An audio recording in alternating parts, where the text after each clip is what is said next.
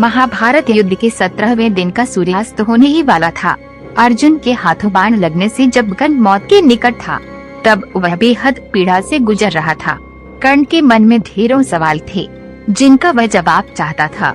अपने प्रश्नों का उत्तर पाने के लिए कर्ण ने भगवान श्री कृष्ण को याद किया। कर्ण के निवेदन पर भगवान श्री कृष्ण ब्राह्मण के भेष में कर्ण से मिलने के लिए गए और कहा कि मैं आपसे दान मांगने आया था, लेकिन आप जिस अवस्था में है क्या दे सकेंगे। ये सुनने के बाद कर्ण ने पास पड़े पत्थर से अपना सोने का दांत तोड़ दिया और ब्राह्मण को अर्पण कर दिया। कर्ण की दानवीरता देखकर श्री कृष्ण प्रसन्न हो गए और अपने वास्तविक रूप में आ गए। कृष्ण के समीप आते ही कर्ण ने कहा, प्रणाम वासुदेव, अच्छा किया आप आ गए। मेरे मन में कुछ प्रश्न है जिनका उत्तर मैं आपसे चाहता हूँ। भगवान श्री कृष्ण करुणा भरे स्वर में बोले, है मेरे प्रिय भ्राता कर्ण, आपको इस हालत में देखकर मेरा मन विचलित हो रहा है।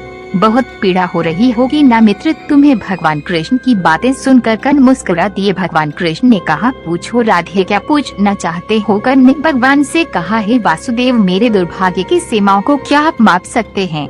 मैं सूर्य पुत्र राधे कर्ण के नाम से जाना चाहता हूँ। मैं कुंती पुत्र कर्ण राधे के नाम से जाना चाहता हूँ। मैं कुलीन युधिष्ठिर शक्तिशाली, भीम शूरवीर अर्जुन सुंदर नकुल और बुद्धिमान सहदेव का ज्येष्ठ भ्राता कर्ण राधे के नाम से जाना चाहता हूँ। सारा संसार मुझे सूत पुत्र कहता रहा और मैं सुनता रहा। तनिक सोचिए वासुदेव, तनिक सोचिए, तनिक मेरी पीड़ा को समझने का प्रयत्न कीजिए। भगवान कृष्ण कर्ण के और पास गए और बोले, हे राधे, आज जो भी बोलना है जी भरकर बोलिए, फिर मैं भी आपको अपने इस मुस्कुराते हुए चेहरे के बारे में कुछ बताऊंगा। कर्ण बोला, हे माधव, जन्म देते भी मुझे मेरी माँ ने त्याग दिया, क्योंकि मैं माता के विवाह से पूर्व जन्मा था, परंतु एक अवैध पुत्र के रूप में जन्म लेने में मेरा क्या अपराध था।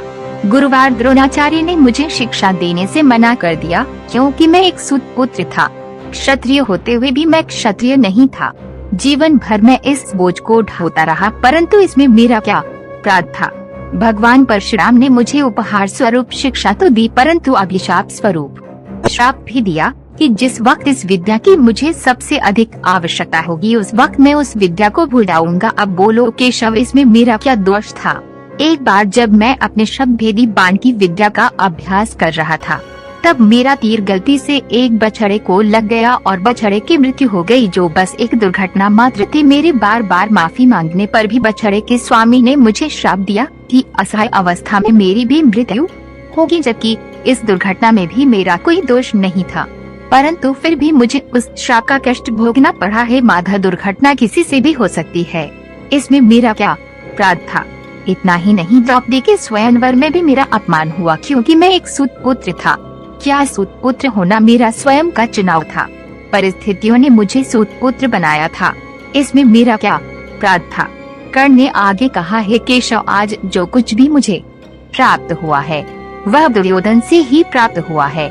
यदि मैं उसकी तरफ से लड़ा तो मैं गलत कैसे हुआ। कर्ण के इन प्रश्नों को सुनने के बाद भगवान श्री कृष्ण बोले, है मेरे प्रिय भ्राता कुंती पुत्र कर्ण, इतना भी दुखी मत हो। अब मेरी भी कहानी सुन लो। मेरा जन्म कारागार में हुआ। जन्म से पूर्व मामा कंस के रूप में मृत्यु मेरी प्रतीक्षा कर रही थी। जिस रात मेरा जन्म हुआ, उसी रात मेरे माता पिता ने मुझे अपने आप से अलग कर दिया। हे कर्ण, तुम्हारा बचपन खड़गरथ, घोड़े, धनुष और बाणों के बीच उनकी ध्वनि सुनते हुए बीता, परंतु मुझे ग्वाले की गौशाला मिली, गोबर मिला और खड़ा होकर चल भी नहीं पाया कि उसके पहले प्राणघातक हमले झेलने पड़े। कोई सेना नहीं, कोई शिक्षा नहीं, कोई गुरुवार नहीं, लोगों से सिर्फ ताने ही मिले कि गोकुल में इन प्राणघातक हमलों का मूल कारण मैं हूँ। तुम्हारे गुरुवार परशुराम तुम्हारे शौर्य की तारीफ करते हुए कह रहे थे कि भगवान शिव को छोड़कर तुम्हें कोई परास्त नहीं कर सकता। मुझे उस उम्र तक कोई शिक्षा भी नहीं मिली। तुमने अपनी पसंद की कन्या से विवाह किया, परंतु मैंने जिस कन्या से प्रेम किया वह मुझे नहीं मिली, बल्कि मुझे उस कन्या से विवाह करना पड़ा जो मुझसे प्रेम करती थी, जो मुझे चाहती थी। जरासंध से बचने के लिए मुझे मेरे पूरे समाज को यमुना के किनारे से हटाकर दूर समुद्र के किनारे बसाना पड़ा। इसके लिए मुझे रणभूमि छोड़कर भागना पड़ा। रणभूमि से पलायन करने के कारण मुझे कायर और रण छोड़ कहा गया। जरा विचार करो राधे, अगर दुर्योधन युद्ध जीतता है तो तुम्हें बड़ा श्रेय मिलेगा, अगर धर्मराज युधिष्ठिर जीतता है तो मुझे क्या मिलेगा। मुझे केवल युद्ध और युद्ध से निर्मित समस्याओं के लिए दोष दिया जाएगा। सब यही कहेंगे कि इस देव की पुत्र ने महाभारत करवाया है। हे राधे, जीवन हर किसी को चुनौतियाँ देता है, जिंदगी किसी के साथ न्याय नहीं करती। अगर दुर्योधन ने अन्याय का सामना किया है, तो युधिष्ठिर ने भी अन्याय को भोगा है। भगवान श्री कृष्ण आगे कहते हैं, हे राधे, इस पूरी पृथ्वी पर कोई ऐसा व्यक्ति नहीं है जिसे ऐसा ना लगा हो कि उसकी समस्या सामने वालों की समस्या से छोटी है। हर किसी को ऐसा ही लगता है कि उसकी समस्या की पोटली सामने वालों की पोटली से बड़ी है, परंतु ये सत्य नहीं होता। हर किसी की समस्या ने अपने स्थान पर बड़ी ही होती है, लेकिन इसका मतलब ये नहीं है कि तुम गलत मार्ग पर चलकर अपनी समस्याओं का समाधान ढूंढने लगो, क्योंकि हमारी प्रकृति किसी को भी अधर्म के मार्ग पर चलने की अनुमति नहीं देती।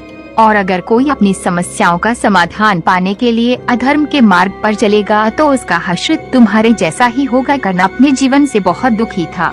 उसे लगता था कि उसका जीवन बेहद ही अधिक कष्टों में बीता है, परंतु जब भगवान श्री कृष्ण ने अपने जीवन की तुलना कर्ण के जीवन से की, तब कर्ण को समझ आया कि कृष्ण की समस्याओं के सामने उसकी समस्या कुछ भी नहीं है। भगवान श्री कृष्ण का ज्ञान सुनकर बेहद तृप्त महसूस कर रहा था और शांत मन श्री कृष्ण का धन्यवाद किया। भगवान श्री कृष्ण ने प्रसन्न होकर कर्ण से वरदान मांगने के लिए कहा। तब कर्ण ने 3 वरदान मांगे। कर्ण ने पहले वरदान में मांगा कि जाति और धर्म के आधार पर होने वाला भेदभाव समाप्त हो जाए। जैसा भेदभाव उनके साथ हुआ वैसा अन्य किसी के साथ न हो। दरअसल कर्ण का जन्म सूर्य देव के आशीर्वाद से कुंती के गर्भ से हुआ था। जब वे अविवाहित थीं, अविवाहित अवस्था में मां बनने से उनके चरित्र पर सवाल उठ सकता है। इस डर से उन्होंने अपने पुत्र को छिपाकर रखा। गुप्त पालन पोषण होने की वजह से कर्ण को सूत पुत्र भी कहा गया है, जिसकी वजह से उन्हें भेदभाव का सामना करना पड़ा। लेकिन सबसे बड़ा भेदभाव तब हुआ जब द्रोणाचार्य ने उन्हें अपना शिष्य बनाने से मना कर दिया था। सूर्य पुत्र ने दूसरे वरदान में मांगा कि जब भी श्री कृष्ण अगला जन्म लें तो उसी राज्य में लें जहां से कर्ण का नाता रहा है। कर्ण ने तीसरे वरदान में श्री कृष्ण से मांगा था कि उनका अंतिम संस्कार ऐसे स्थान पर किया जाए जहां कभी कोई पाप या अधर्म न हुआ हो। वह स्थान पूरी तरह से शुद्ध और निष्पाप होना चाहिए। साथ ही मेरी अस्थियां ऐसी जगह प्रवाहित की जाए जहां किसी की अस्थियां नहीं प्रवाहित की गई हों। लेकिन महाभारत के युद्ध के बाद ऐसा कोई भी स्थान नहीं बचा था जहां कोई पाप या अधर्म न हुआ हो। ऐसी मान्यता है कि कर्ण की मृत्यु के बाद भगवान श्री कृष्ण ने अपने हाथों पर उसका अंतिम संस्कार किया था। साथ ही कर्ण प्रयाग पर अस्थियां प्रवाहित की थी। यही वजह है कि आज लोग कर्ण प्रयाग पर पिंडदान और अपनों की अस्थियां प्रवाहित करने के लिए पहुंचते हैं। इसके बाद शांत मन से कर्ण ने अपने प्राणों को त्याग दिया। दोस्तों, हम उम्मीद करते हैं ये वीडियो आपको अच्छा लगा होगा। वीडियो पसंद आया हो तो वीडियो को लाइक करें। हमारी वीडियो से संबंधित अगर कोई सवाल है तो आप हमें कमेंट बॉक्स में बता सकते हैं। हम आप तक सही जानकारी पहुंचाने का प्रयास करते रहेंगे। चैनल को सब्सक्राइब जरूर करें। धन्यवाद। जय श्री राम। जय